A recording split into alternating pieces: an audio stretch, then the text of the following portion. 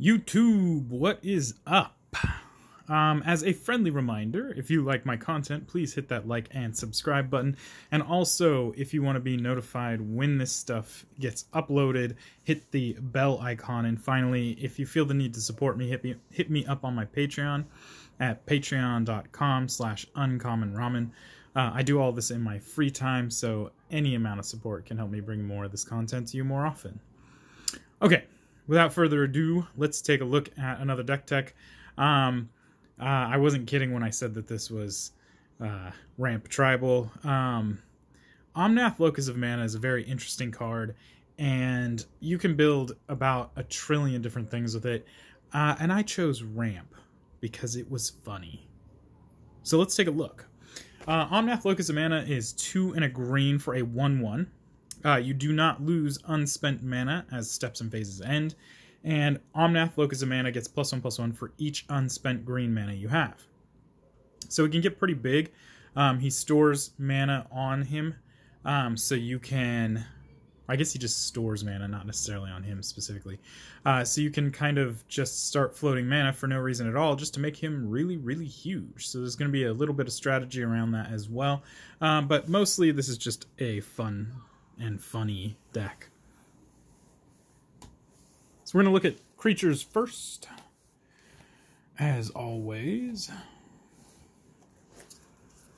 Starting with our Avenger of Zendikar for obvious reasons. The more lands you have in play, the more ridiculous this card gets with the plant tokens.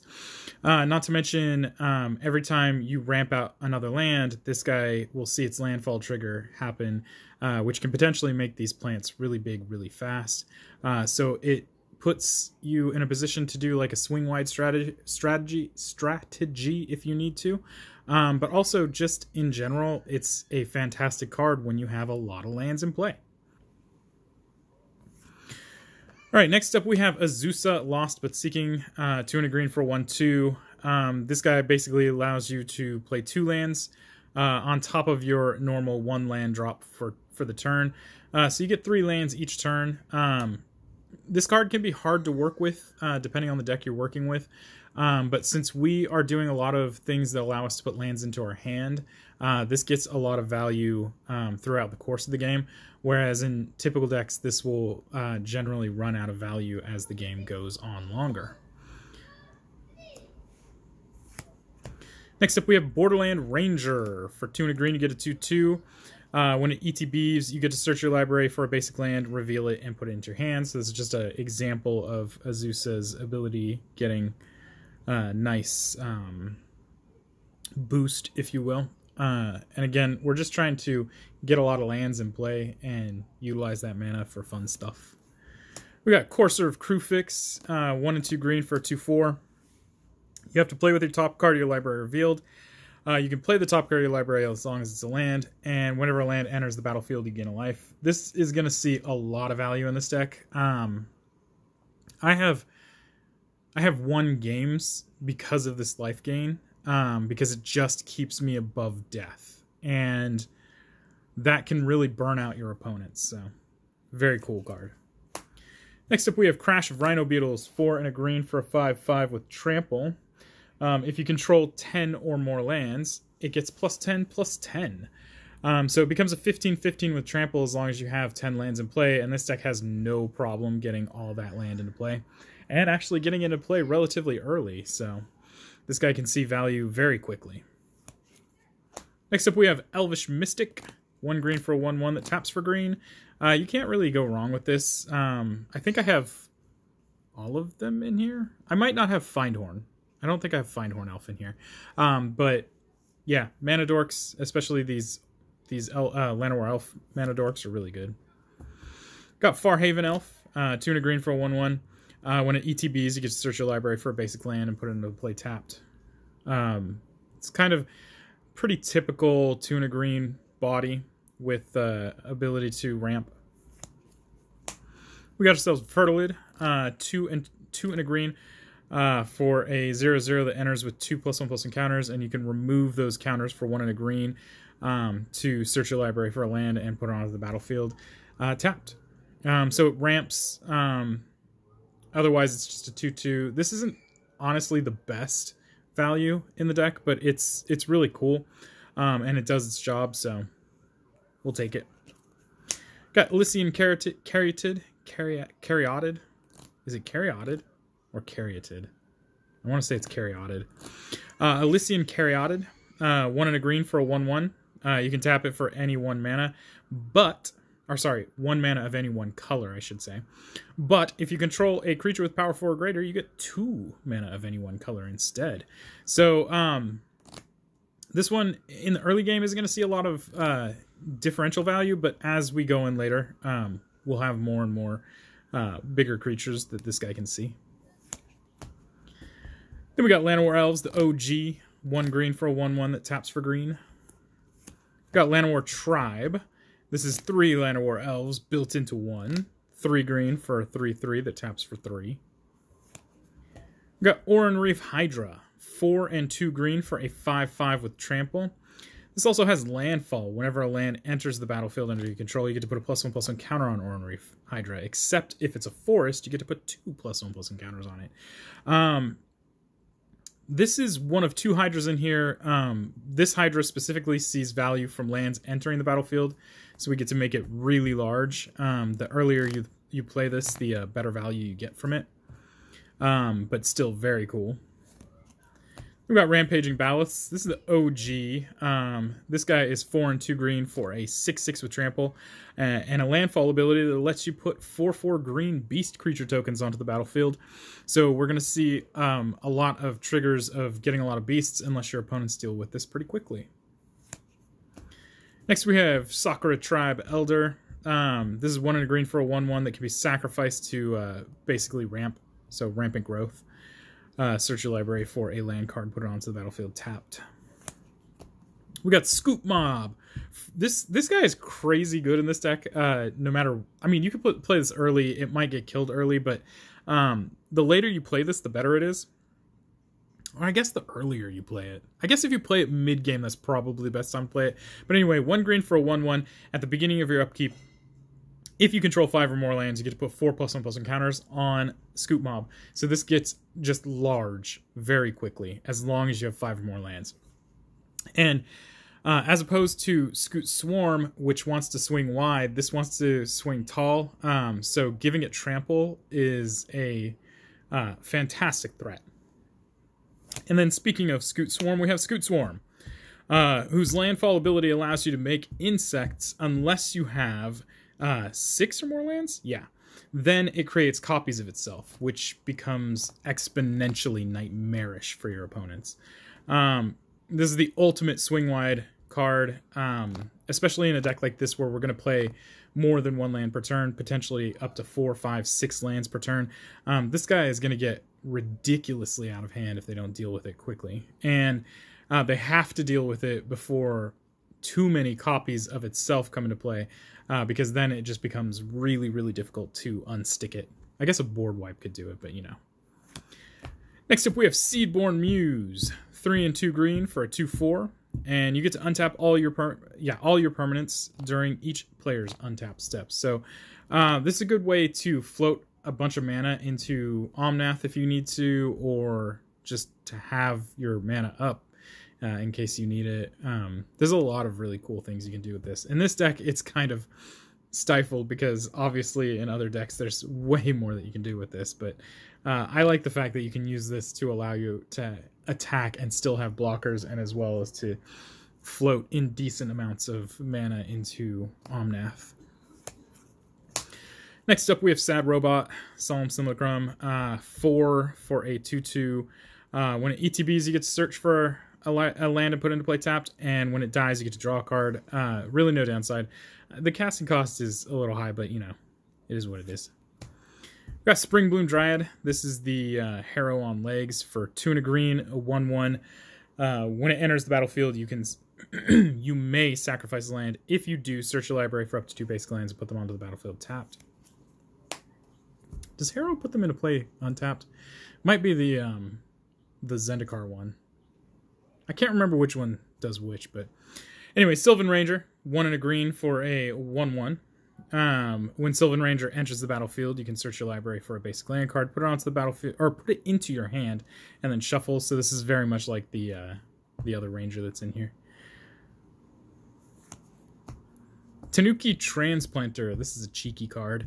3 and a green. It has a reconfigure cost of 3. It is a 2/4 body. But whenever Tanuki Transplanter or the equipped creature attacks, you get to add green mana to your mana pool equal to the amount of damage that they dealt, right? Or no, equal to its power. Even better. And until end of turn, or yeah, until end of turn, yeah, you don't lose mana as steps and phases end, which is kind of cool. The fact that they put that clause in there is very good. Next up, we have Topiary Stomper, 4/4 for 1 and 2 green. It has vigilance, but it cannot attack unless you control 7 or more lands. However, when it ETBs, you get to search your library for a basic land and put it into play tapped. So it helps facilitate itself. But if you play this on turn 3, in most decks, you're not going to see this attacking until probably turn, let's see, 5 or 6. Depends on how much ramp you have. But in this deck, this actually can get online pretty quickly because we're doing nothing but ramp. We have the second Hydra here, Ulvenwald Hydra for 4 and 2 green. This guy is a star. Has reach, and its power and toughness are each equal to the number of lands you control. Again, very, very good in this deck. And when it enters the battlefield, you get to search your library for a land, put it onto the battlefield tapped. So it facilitates itself, and it gets bigger by doing so. And again, because we're doing a huge amount of ramp, this thing is going to be massive just in general. We have Ulvenwald Oddity. This is a new addition to the deck. I played this deck without this for a while, but I came to a unfortunate conclusion, and we'll get to that as we explore this card. 2 and 2 green for a 4/4 that has trample haste, and you can transform it for 5 and 2 green. It transforms into, I think, Ulvenwald Monstrosity? Behemoth. Ulvenwald Behemoth. So Ulvenwald Behemoth is a 8/8 with trample and haste, and other creatures you control get +1/+1, trample and haste. So the important part here is, we don't have a lot in the way of trample. And there's a lot of creatures in here that can get very large, but they don't have trample. And so actually connecting with your opponent is kind of difficult unless you're swinging wide, in which case your opponents are just going to block your biggest threats. So being able to get that trample on everything is kind of important. Even if this doesn't end up sticking, it still creates a threat. The other problem was that Omnath, being able to get very large very quickly means that commander damage is a very real threat, and Omnath not having haste means that that threat is easily mitigated as long as somebody does something in the 3 turns prior to your own turn. So it was really important that I get haste on Omnath so that I can get some value out of him before he dies. And the fact that this gives him haste and trample just means that he is that much more deadly. So Ulvenwald Behemoth, otherwise known as Ulvenwald Oddity. I don't know if many people are playing it, but I think it's a good card in here just for that trample and haste. And no, as far as like enchantments are concerned, I do not run Concordant Crossroads. I don't run like Garruk's Uprising and stuff like that. I just wanted to keep this as rampy as possible, so there are very limited sources for both haste and trample in here. Next up, we have Wood Elves. This is your OG. 2 and a green for a 1/1 that when it enters, you get to search your library for a forest and put it onto the battlefield. It doesn't say basic forest, and it doesn't say it comes into play tapped, so that's really good. In here, it doesn't matter that it doesn't say basic, because we don't have any non-basic forests. But, it's good to note. And then finally, we have Yavimaya Elder. 1 and 2 green. It's a 2/1. When it dies, you get to search your library for up to 2 basic lands, put them onto the battlefield. No, sorry, put them into your hand. And you can pay 2 and sacrifice them to draw a card. So he kind of he can be a body, despite the fact that he's only a 2/1. But you can also just kind of sack him in response if necessary. All right, next up is instants, which there are very few of. Because we're running ramp, and unfortunately ramp tends to be a sorcery type thing. We're going to start with Early Harvest. This is a very good card. Target player untaps all basic lands he or she controls. In this deck, there are tons of basic lands. I think I have 4 non-basic lands. The rest are basic lands. And again, this just allows you to dump a ton of mana into Omnath to make him huge, or, you know, any number of things. Early Harvest is very good in this deck. Then we got ourselves Harrow. 2 and a green. As an additional cost to cast this, you have to sacrifice a land. Then you search your library for 2 basic lands and put them into play, so they don't come into play tapped. So this is not the same thing as the other one, the Spring Bloom. Then we got Jaheira's Respite. 4 and a green. Search the library for up to X basic lands, where X is the number of creatures attacking you. Put those cards onto the battlefield tapped, and then prevent all combat damage that would be dealt this turn. I could tell you that this is an extremely important card in here, because this deck does have a lot of vulnerabilities. There isn't a lot in the way of value creatures. I think there's like 5 or 6 of them that are like really big beaters, but the rest of them are kind of, when they come into play, they do something, and that's it. Then they just become chump blockers. So Jaheira's Respite helps you survive some of the longer games if necessary. They've got Roiling Regrowth. That was the other one. So Harrow and Roiling Regrowth. So the Spring Bloom Dryad is more like the Roiling Regrowth. 2 and a green. You can you sacrifice the land, search your library for up to 2 basic lands, put them onto the battlefield tapped. There's some downsides to casting things like Harrow, because Harrow, the sacrifice is as an additional cost, so if it gets countered, you have to sacrifice that land anyway. Whereas Roiling Regrowth, you do not have to sacrifice the land if it gets countered. But the downside to Roiling Regrowth being that the lands come to play tapped, whereas Harrow just allows them to come into play. So you have to kind of... There's upsides and downsides to both of them. If you're playing against blue, Harrow is probably the worst card, but if you're playing against most other colors, Roiling Regrowth is the worst card. Next up we have Shared Summons. 3 and 2 green. Search your library for up to 2 creature cards with different names, reveal them and put them into your hand, then shuffle your library.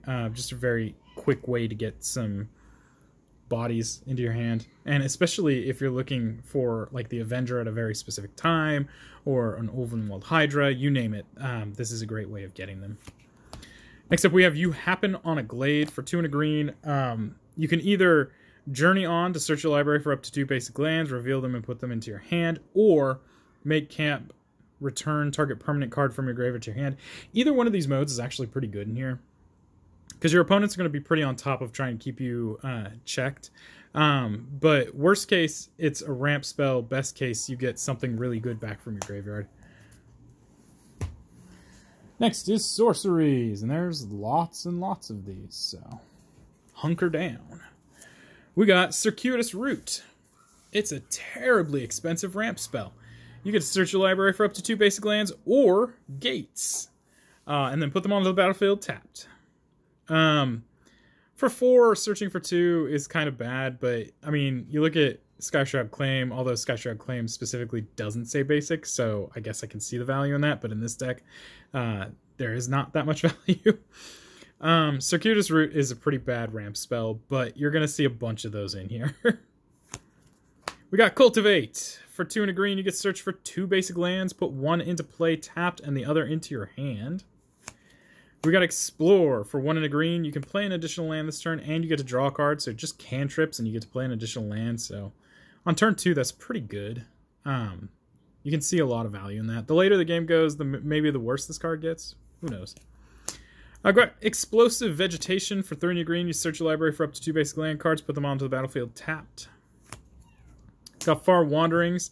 For 2 and a green, you can search your library for a basic land card, put that card on the battlefield tapped, or if you have Threshold, 7 or more cards in your graveyard, you can search your library for up to 3 lands. On Threshold, this card is 1 for 1, which is amazing. Outside of Threshold, it's kind of bad. Next up, we have Grow from the Ashes, 2 and a green. It has Kicker for 2. You can search your library for a basic land card, put it onto the battlefield, then shuffle. If it was kicked, you can search your library for 2 basic land cards and put them onto the battlefield and then shuffle. Onto the battlefield. It doesn't come into play tapped. So it's either 3 for 1 or 5 for 2. In both cases, they don't come into play tapped, so there's an upside, I guess. Journey of Discovery. This is 2 and a green. It has an entwine cost of 2 and a green, so for 4 and 2 green, you can do both abilities. To either search your library for 2 basic land cards, put them into your hand, or you may put 2 additional lands, play 2 additional lands this turn. I don't think either modes are bad, and especially entwined, this is really good. 2 and a green to search for 2 lands is pretty good value. And then 2 and a green to play 2 additional lands per turn for this turn is actually pretty good value too. So for 6 and 2 green, being able to search for 2 and then play 2 additional is kind of crazy good. And they don't come into play tapped, right?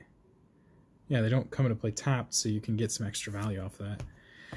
Kodama's Reach, 2 and a green. Search your library for 2 basic lands. Put 1 into play tapped, the other into your hand. We got Nature's Lore, which allows you to search your library for a forest and put it onto the battlefield.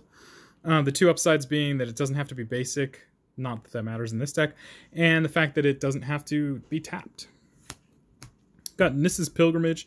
This is for 2 and a green. You can search your library for up to 2 basic forest cards. Reveal those cards, put 1 onto the battlefield, and the rest into your hand. If you have Spell Mastery, so if there are 2 or more instant or sorcery cards in your graveyard, you get to search your library for up to 3 basic lands, and 1 goes into your hand, or 1 goes into play and tapped, and the other one goes, other 2 go into your hand. We got Nissa's Renewal. This is 5 and a green. You get to search your library for up to 3 basic land cards, put them onto the battlefield tapped, then you gain 7 life. I don't think this has a lot of value, honestly. It's kind of terrible. 6 to search for 3 lands and gain 7 life is kind of rough. The 7 life, I suppose, can become consequential, but gaining life in Commander is not all that great. And the other part is that the lands enter tapped, so, you know, rough. But again, this is Ramp Tribal, so we're just going to put every ramp card in here we can possibly find, right? Primal Growth for 2 and a green. The kicker is sacrifice a creature. You can search your library for a basic land card, put it onto the battlefield. Oh, it doesn't come into play tapped. That's nice. Then shuffle your library. If you paid the kicker cost, you can do that for 2 lands instead. 2 and a green with a sacrifice kicker is kind of nice to get 2 lands untapped. Pretty good. Rampant Growth. 1 and a green. Search your library for a basic land. Put it into play tapped. Rishkar's Expertise. 4 and 2 green. Draw cards equal to the greatest power among creatures you control. And then you may play a spell with mana value 5 or less from your hand without paying its mana costs. This can actually get potentially really large, or you could just do it early to try and get some value early in the game. The longer you wait, the better this card is. Well, I guess I shouldn't say the better. The longer you wait, the more cards you're going to draw from this. Okay, we got Search for Tomorrow. For 2 and a green, you can search the library for a land, put it onto the battlefield, and then shuffle. So it doesn't have to be tapped. But it also has Suspend for 2, so you can play this on first turn by paying a green and then suspending it for 2. I don't really see a huge downside to that. I know you have to wait till turn 3 for it to pop, but that also means that on turn 3 you still have...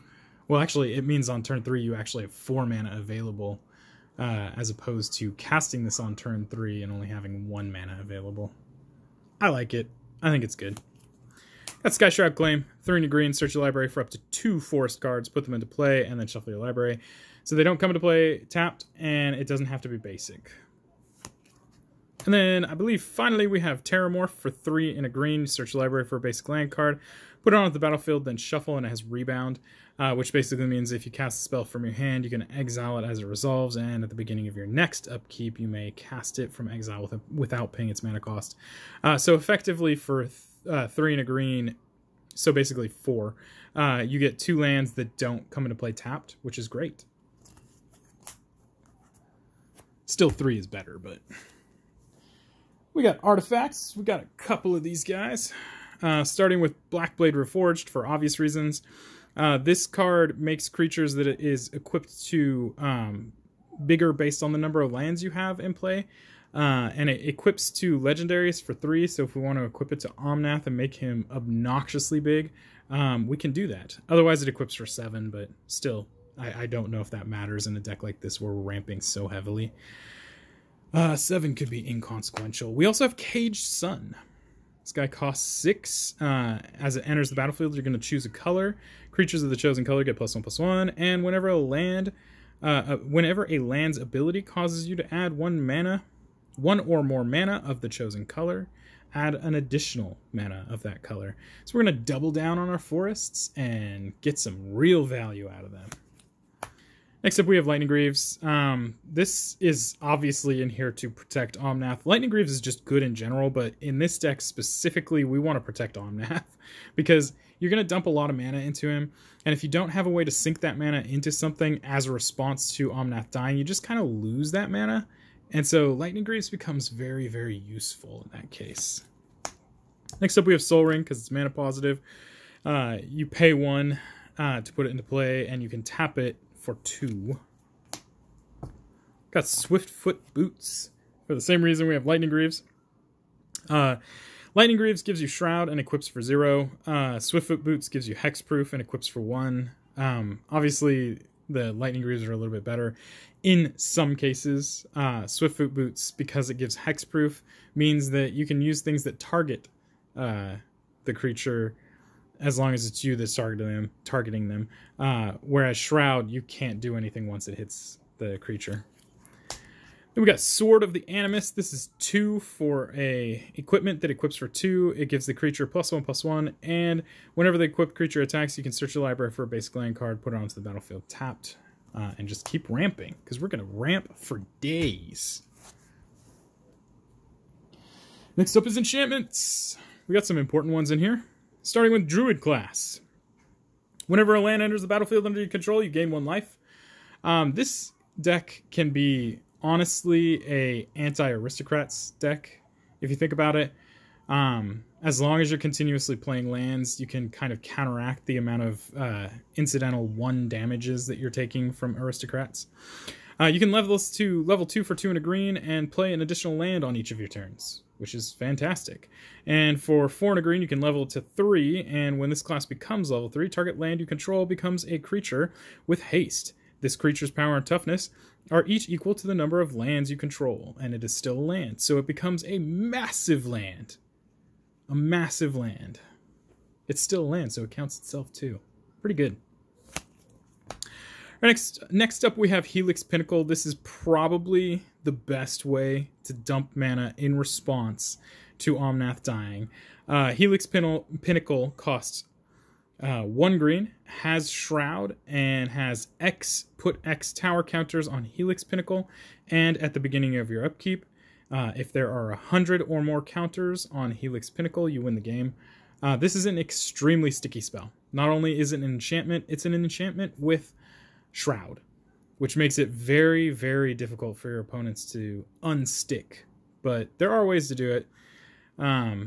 Either way, this can be a win condition. And when I built this deck, this was the win condition.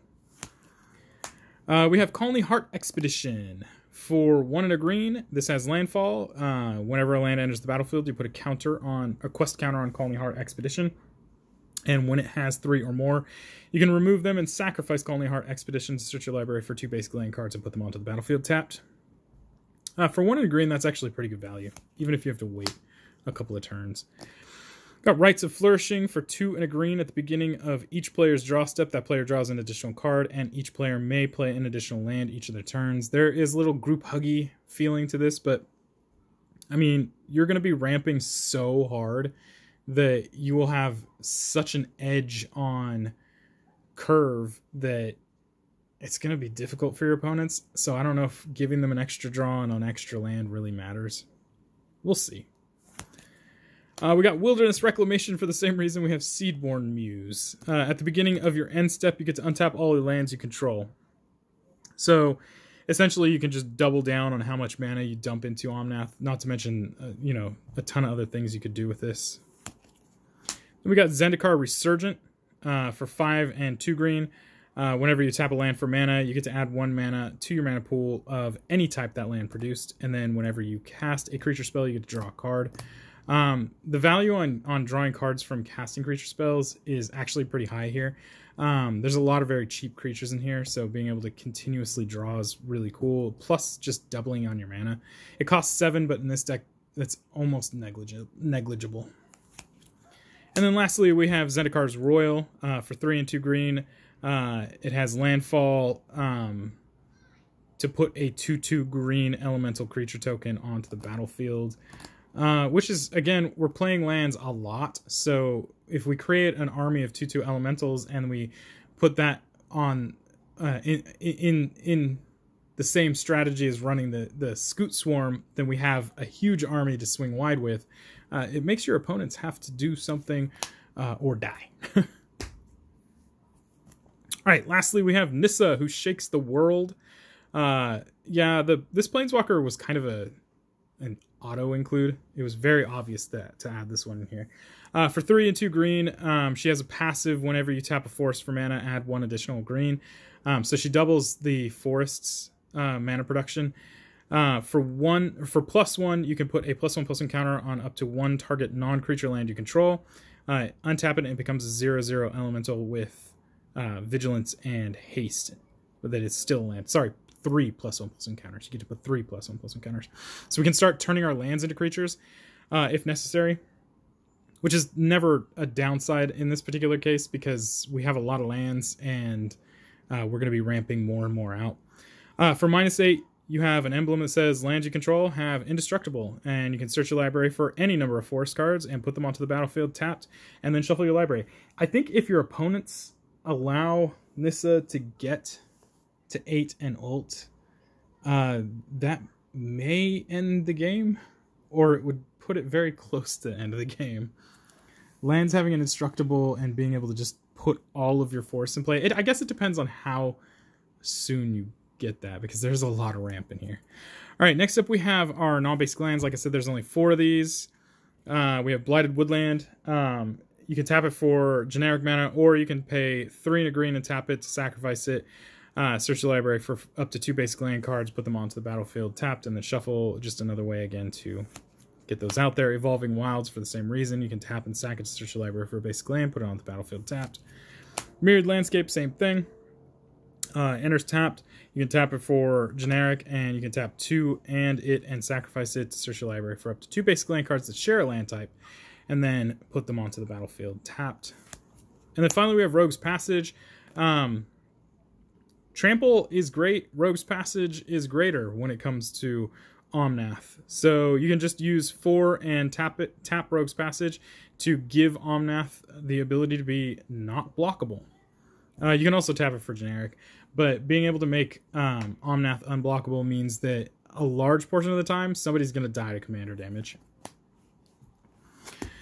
Lastly, we have our forests. There are a ton of them, so we'll just count that out real quick. 1, 2, 3, 4, 5, 6, 7, 8, 9, 10, 11, 12, 13, 14, 15, 16, 17, 18, 19, 20, 21, 22, 23, 24, 25, 26, 27, 28, 29, 30, 31, 32. 32 forests in this deck. So this is Omnath Ramp Tribal. We are basically trying to get as many lands into play as possible and then utilize them to make Omnath obnoxiously large and either dump that into a Helix Pinnacle or kill your opponents with commander damage in one way or another. We have a lot of other, not a lot, but we have a few large obnoxious creatures in here that force your opponents to have to respond to them, like the Crash of Rhino Beetles or Scoot Mob and Scoot Swarm, to kind of keep the heat off of Omnath, although Omnath is still the bigger threat, honestly. And that's just what the deck does. It's pretty simple. Get a lot of lands, turn Omnath huge, kill your opponents with commander damage. So yeah, if you have any questions or comments, leave those down below, but let's keep it positive. And that's kind of it, guys.